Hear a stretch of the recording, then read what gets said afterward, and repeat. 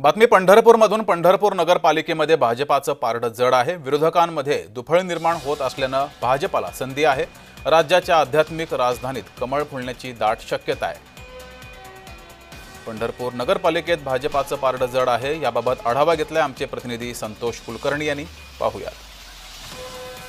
पंढरपूर नगरपालिकेमध्ये भाजपचे माजी आमदार प्रशांतराव परिचारक गटाची गेल्या अनेक वर्षापासून सत्ता आहे आणि तीच सत्ता मिळवण्यासाठी नगरपालिकेचे बिगुल वाजतात सर्व विरोधक विठ्ठल परिवाराअंतर्गत एकत्र आले आणि त्यामुळे पंढरपूर नगरपालिकेमध्ये एक चुरस निर्माण होणार अशा प्रकारचे चित्र निर्माण होऊ लागलं।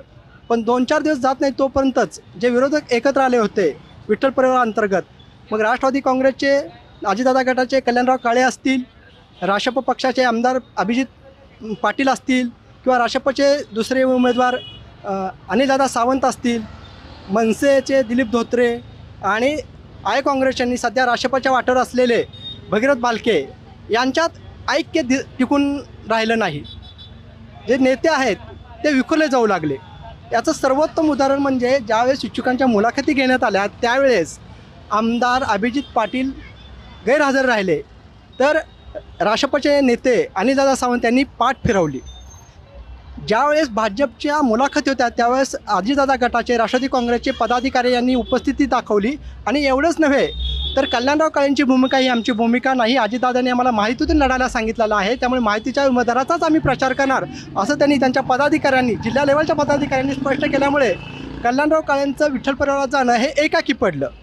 आज नगराध्यक्षपदाचा उमेदवार कोणाला द्यायचं यावरून एक मताधिक्य किंवा एक मत होताना दिसत नाही आहे आणि त्यामुळेच परिचारकांच्या ताब्यातून नगरपालिकेची सत्ता घेण्याचं जे स्वप्न आहे विरोधकांचं ते दिवास्वप्न होऊ लागलेलं आहे।